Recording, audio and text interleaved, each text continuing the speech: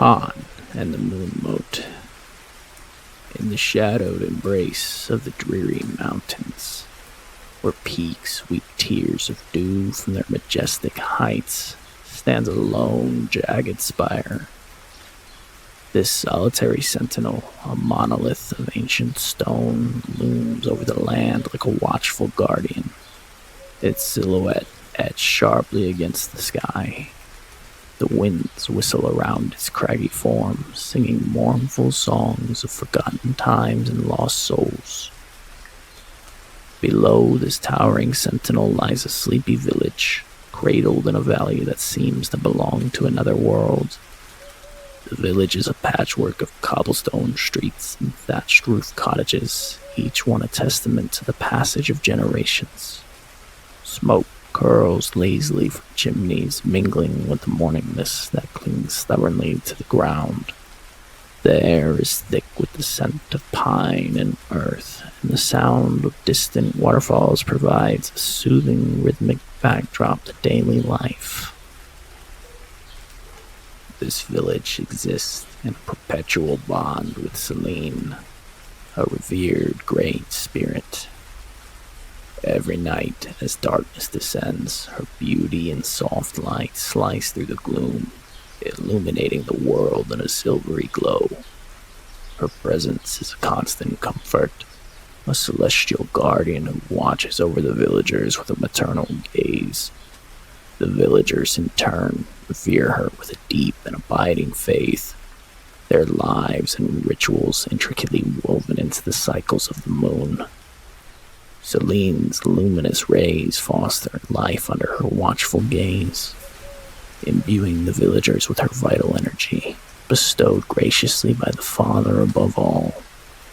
The fields surrounding the village are fertile and bountiful, their crops thriving under the moon's gentle light. The villagers speak of Celine with reverence, their voices hushed and awed as they recount the many ways she has blessed their land. Her image is everywhere, from the carved stone statues that stand sentinel at the village's entrance to the delicate silver amulets worn by each villager. During times of suffering, Celine's compassion manifests as moon motes, crystalline, translucent stones in the shape of teardrops. Filled with her magic, these motes are ethereal and luminous, each one a tiny fragment of the moon's grace. When they fall, the villagers gather them with great care, knowing that these celestial gifts hold the power to perform straightforward tasks in abundance until the magic is spent. Whether it be healing a grievous wound, nourishing a field in time of drought, or soothing a troubled mind, the mote serves as versatile tools of aid and comfort. The villagers, recognizing the mote's value, use these gifts wisely. Once a moon mote's magic is spent, it becomes an empty, clear stone, a reminder of the task it fulfilled. These empty motes are cherished and kept until the time comes when someone passes away. In death, a villager's body is honored with a moon mote placed upon it as it is laid on a pyre. As the flames consume the body, the mote absorbs the spirit, filling with a soft inner glow by the time the fire dies down. These filled motes are then kept for a time, stored with reverence until the village is ready to send many souls back to Celine at once. When the time is right, the villagers gather the motes and place them upon the ancient stone well at the village's heart. The well, a relic of a time long past, is a place of deep spiritual significance. Its stones are worn smooth by centuries of hands, and its waters are said to be touched by Celine herself. Directly beneath the ascent to the imposing spire, the well serves as a conduit between the earth and the heavens. These motes are left on the well, a solemn tribute to those who have passed. As the villagers leave the site for the night, the motes shimmer softly under the moonlight.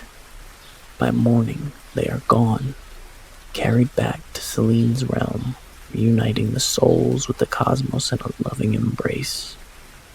Amidst a tumultuous era marked by great battles, the need for healing hands became dire.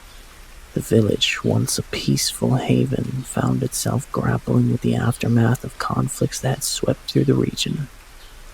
Wounded warriors and weary travelers arrived at the village's gates, seeking solace and aid. It was during this time that a woman from distant shores bearing knowledge and compassion arrived. Her appearance was as striking as her skills, with eyes that reflected the vastness of the oceans she had crossed, and hands that brought relief and comfort to those in need. However, this woman was always treated as an outsider. While her skills were invaluable and her knowledge impressive, she was tolerated rather than accepted. Her confrontational and stubborn nature often caused friction with the villagers. She held firm to her ways, clashing with the village's customs and norms. These traits made her a difficult person to get along with, creating a barrier between her and the community. Despite this, her trade was useful, and the villagers, recognizing the necessity of her skills, put up with her challenging personality. She established a modest clinic, a sanctuary where the sick and injured could find respite. The clinic, though simple in its construction, became a beacon of hope. Herbs hung drying from the rafters, their scent mingling to create a soothing atmosphere. Shelves lined with tinctures and salves showcased her extensive knowledge of healing arts. Day and night she tended to the afflicted, her gentle touch and wise counsel earning the grudging respect, if not the affection, of the community. She was given a modest abode by the village elders, recognizing her invaluable contributions. This small home, with its garden of medicinal plants and its welcoming hearth, became a place where warriors and villagers alike would seek her aid. They came not only for her healing hands, but also for the comfort of her presence and the stories she would share. Tales of distant lands, of adventures and mysteries brought a sense of wonder and connection to those who listened. In her stories, they found escape from the harsh realities of their lives and a renewed sense of hope. Amidst this chaos of care and conflict, the woman gave birth to a son, Han. Born into a world fraught with challenges, Han was a beacon of joy and mischief. His laughter echoed through the village, a reminder of innocence and the promise of new beginnings. Swift as the lightning, cunning as a fox, and silent as a shadow, Han's presence was a delight to all. He was a child of the village, raised not just by his mother, but by the entire community who cherished his boundless energy and kind heart.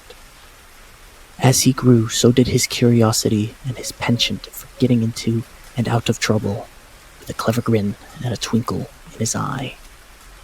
Yet as Han grew older, so did the challenges he faced. The peaceful rhythms of the village life were often disrupted by the lingering shadows of past conflicts. His mother, though deeply integrated into the community's daily life, remained marked by her origins and her confrontational nature. Her constant issues with the villagers began to wear on Han, who found himself caught between his loyalty to his mother and the desire to be accepted by the community. These differences sometimes put her at odds with the village's ways, leading to moments of tension and misunderstanding. Despite these trials, she stood resolute, a testament to strength and endurance, guiding Han with wisdom born of experience. The bond between Han and his mother, once unbreakable, began to fray under the weight of unspoken grievances and misunderstandings. The pressures of their circumstances, coupled with the inevitable strain of growing up, created rifts that neither could easily bridge. Their interactions, once filled with warmth and laughter, became strained and distant.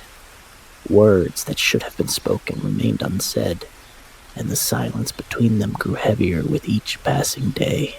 Yet beneath the surface, their love for each other remained. As Han grew older, the strain between him and his mother became increasingly tense.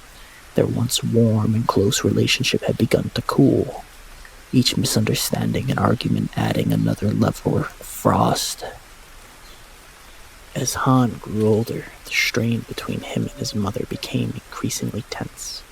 Their once warm and close relationship had begun to cool, each misunderstanding and argument adding another layer of frost.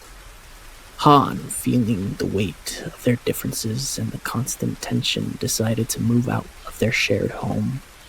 It was a difficult decision, one that left both of them with a sense of loss and regret, but neither was willing to confront the underlying issues. At first, Han would visit regularly, trying to maintain a semblance of their former bond. However, each visit was marked by awkward silences and unspoken grievances. Slowly but surely, the visits became less frequent. Han immersed himself in the life of the village, seeking solace in the camaraderie of friends and the routines of daily work. He found reasons to stay away, excuses that masked the pain of their estrangement. His mother, too, felt the sting of their growing distance. Though she remained dedicated to her work and the villagers, there was a noticeable sadness in her eyes, a longing for the connection that had once brought her so much joy. Yet her stubborn pride prevented her from reaching out, and the chasm between them widened. Eventually, the visits ceased altogether. 2 years passed without a word exchanged between them. Han buried himself in his duties, trying to forget the unresolved conflict that gnawed his heart. He avoided the places that reminded him of his mother, hoping that time would somehow mend the rift. Then, one fateful day, Han received the news that his mother had passed away. It came to him like a cold wind, chilling him to his core. The shock of her death, coupled with the realization that they had not spoken in years, filled him with a profound sense of loss and regret. Memories of their time together, both good and bad, flooded back, overwhelming him with a mix of emotions. Returning to his mother's clinic for the first time in years, Han found it much as he had left it. The familiar sights and sounds stirred a deep sense of nostalgia and sorrow. The villagers greeted him with subdued nods, their eyes reflecting a shared understanding of his grief. His mother's clinic stood silent and empty, a reminder of her once vibrant presence. At her memorial, Han stood quietly, the rain mingling with his tears as he mourned the woman who had given him life, and so much more. He felt the weight of their estrangement, the missed opportunities for reconciliation, and the deep, unspoken love that had still lingered between them. As the villagers prepared his mother's body for the funeral pyre, they placed an empty Moon Mote upon her chest. The sight of the clear, teardrop-shaped stone filled Han with a sense of finality and sorrow. When the pyre was lit, he watched with a heavy heart as the flames consumed her body, the firelight dancing in his tear-filled eyes. By the next morning, the fire had burned out, leaving behind only ashes and the now glowing Moon Mote. Filled with his mother's spirit, when the time came to carry the filled mote to the well, Han felt a profound sense of shame. He could not bring himself to step forward. Overwhelmed by regret, he watched as the villagers hesitated, their reluctance a painful reminder of his mother's status as an outsider. Eventually, someone stepped forward to carry the mote to the well, but the hesitation was palpable, and Han felt the weight of his own failure pressing down on him.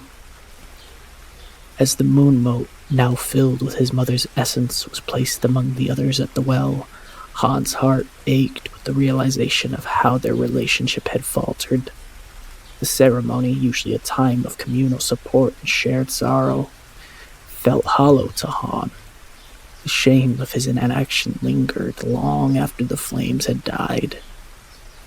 In the following days, Han wandered through the village, his heart heavy with memories and regrets. The sight of his mother's empty clinic, the whispers of the villagers, and the silent, knowing looks weighed on him. The unresolved conflict and the depth of his loss gnawed at his soul, leaving him in a state of restless sorrow. A week after his mother's funeral, Han found himself wandering the village streets at night, his heavy heart with sorrow and regret. The weight of their estrangement, the missed chances for reconciliation, and the finality of her death gnawed at his soul. He felt a deep emptiness, a void that seemed impossible to fill. The village, usually a place of comfort and familiarity, now felt oppressive and cold. Drawn by a need for solace, Han made his way to the ancient stone well at the village's heart. The well, a place of spiritual significance, offered a serene view of the moon, and Han hoped it might provide some measure of peace. The rain fell steadily, a soft patter that mirrored his somber mood.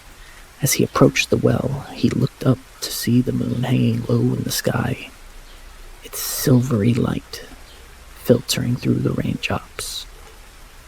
When he reached the well, Han noticed something that made his heart sink even further.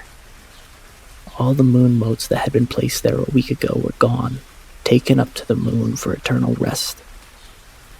All except for his mother's. A single mote lay there, glowing softly in the rain, a silent testament to her isolation in life, and now, seemingly in death, it sat there, dejected and alone, untouched by the celestial journey that had taken the others. Seeing his mother's mote left behind broke Han's heart anew. She had struggled to make friends in life, her confrontational nature and outsider status creating barriers she could never fully overcome. And now, in death, she seemed condemned to the same fate. Unable to join the other souls in the ascent to Selene's realm, the realization filled Han with a profound sense of failure and guilt. He had let her down in life, and now it seemed he had let her down in death as well. Tears mingled with the rain. Han made a decision. He could not accept this cruel twist of fate. He would not allow his mother's soul to remain abandoned. Driven by a need to right this wrong, he resolved to take her soul directly to Selene himself.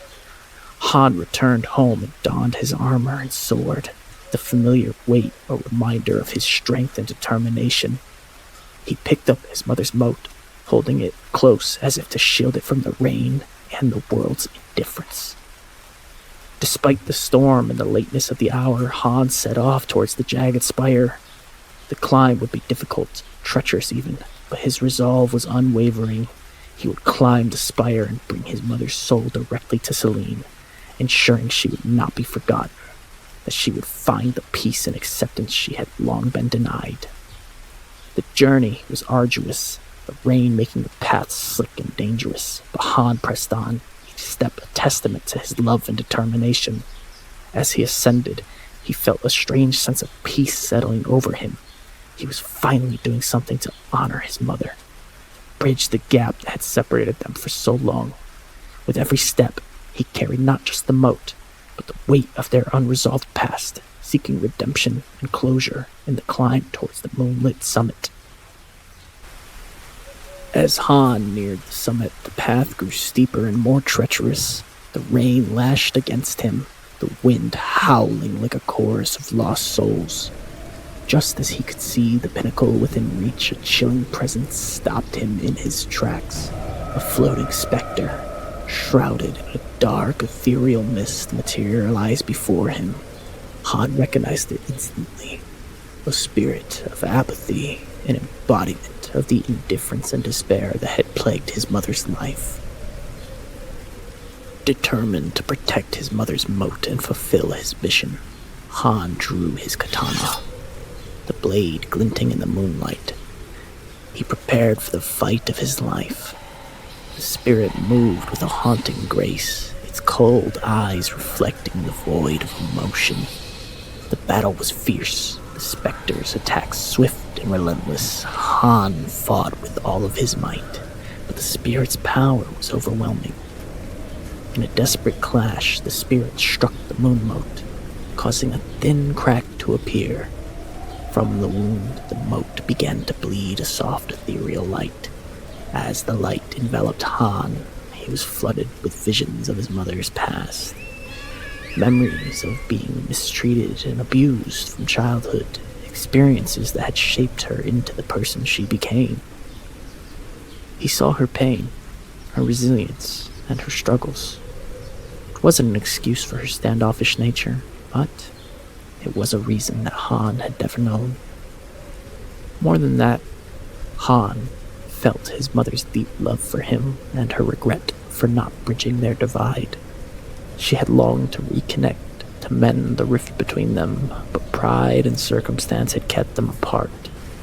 As these emotions intertwined with Han's own regret, a powerful sense of reconciliation washed over him.